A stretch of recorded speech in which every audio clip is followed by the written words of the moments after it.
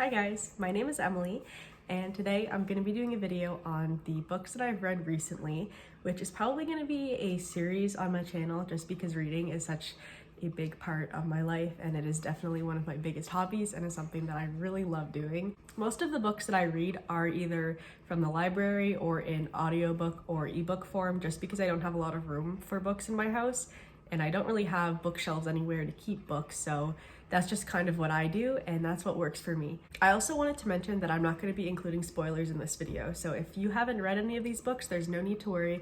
I'm just going to be telling you the brief synopsis of the book and what I thought about it and whether or not I think it would be a good read. The first book that I'm going to be talking about is The It Girl by Cecily von Zeiger. I really don't know how to say her name. I'm sorry, I butchered it, I'm sure, but this book is the first book in the It Girl series, which is also by the same author as Gossip Girl.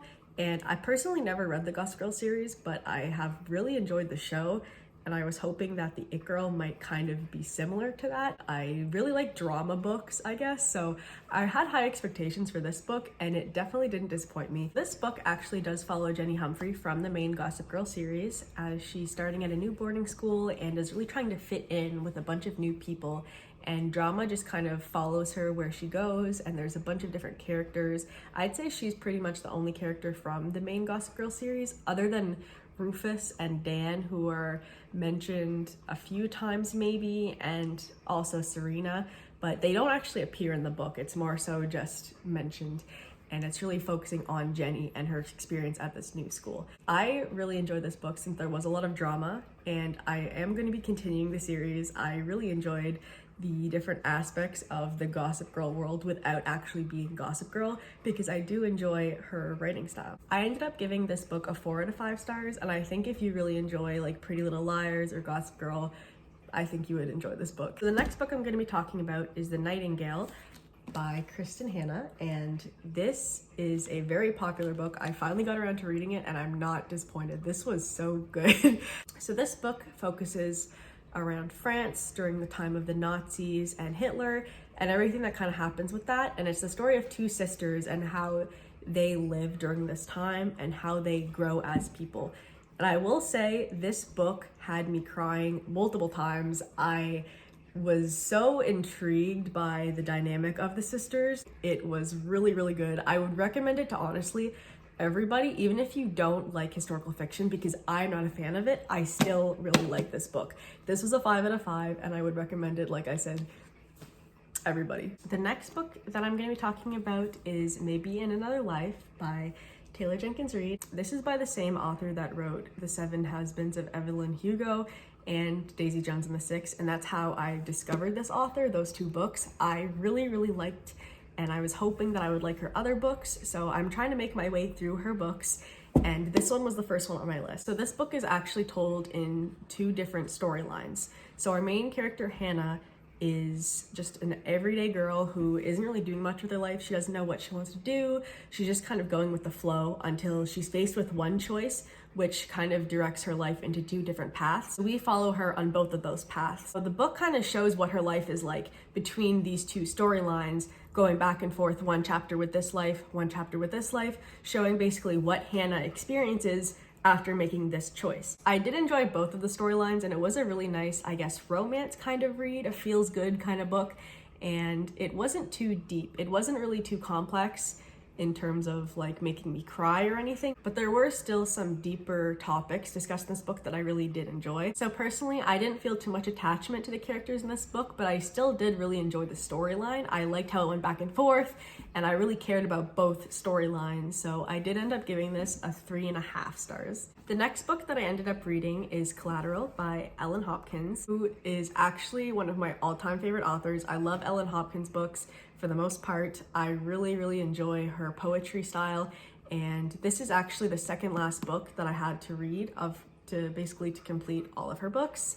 So I'm almost done and I'm really excited, but anyways, I did enjoy it, but it definitely wasn't my favorite Ellen Hopkins book, and I am a pretty tough critic when it comes to books, so I did only give this one a 2 out of 5 stars just because I didn't really feel like a lot of the plot was necessary and I didn't feel much attachment to the characters, unfortunately.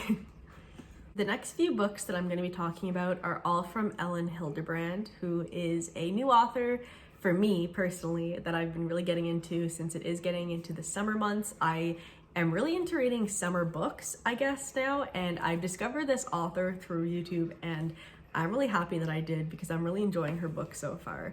And the first one that I've ever read by her was The Beach Club. So this book is about a beach club, which is basically a hotel that a bunch of people will go and stay at during the summer. And it tells the story about a bunch of different people who work at this beach club, as well as just who stay at this beach club during the summer. And I don't want to give too much away, but there are quite a few different characters that you learn about and their relationships with one another. And it is a pretty good summer read. There was a little bit of sadness, and there were some deeper meanings into this book in terms of relationships and really figuring out what you really want. And I really did like that aspect about this book because it was, although it was a little bit fluffy, there were still some meaningfulness things behind everything that was happening. And because of that, I ended up giving this a 3.5 stars out of 5. The next book I read by Ellen Hildebrand was the Nantucket Knights book. So this book is about 3 best friends who are women at different points in their lives and go night swimming once a year as a tradition, and everything goes normal. They're drinking, they're having fun, they're telling secrets, and then one of the friends goes missing. This was a good summer read if you want something really short. Nothing in this book really took me by surprise. I again didn't feel as much attachment to the characters as I did in some other books that I've read recently, I guess. And I guess the ending didn't really feel as satisfactory to me personally as I would have liked. I did like the mystery aspect of this book of what happened to the missing friend and wanting to figure out where she went, like what happened to her, did someone do something to her, that kind of thing. So it definitely kept me intrigued for that. So I ended up giving this book 2.5 stars out of 5. The last book by Ellen Hildebrand that I ended up reading recently was Summer People. This is my favorite Ellen Hildebrand book that I've read so far. It is quite a bit bigger than Nantucket Knights, but I really, really enjoyed it. This book is about a family who goes to stay at a cottage every summer at Nantucket Island, and they end up bringing a guest with them this year who is the son of a woman who has just committed 2 murders. And it's the story about him coping with this, as well as the rest of the family coping with the loss of their father and slash husband, I guess. And it's a story about them all getting along and the things that they're all dealing with. I really did connect with a lot of the characters in this book, and because of this, I got a lot more attached to characters here than I did in other books by her that I read recently.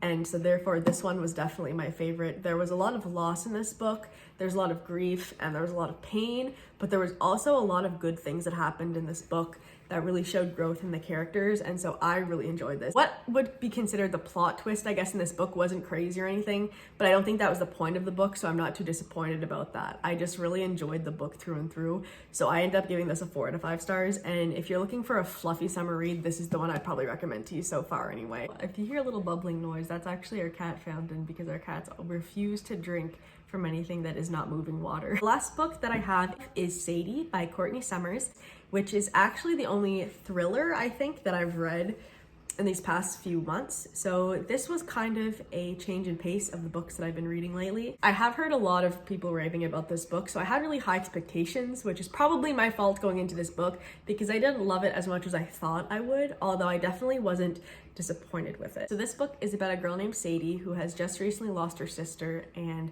she's looking for the person who killed her to kind of get revenge, I guess.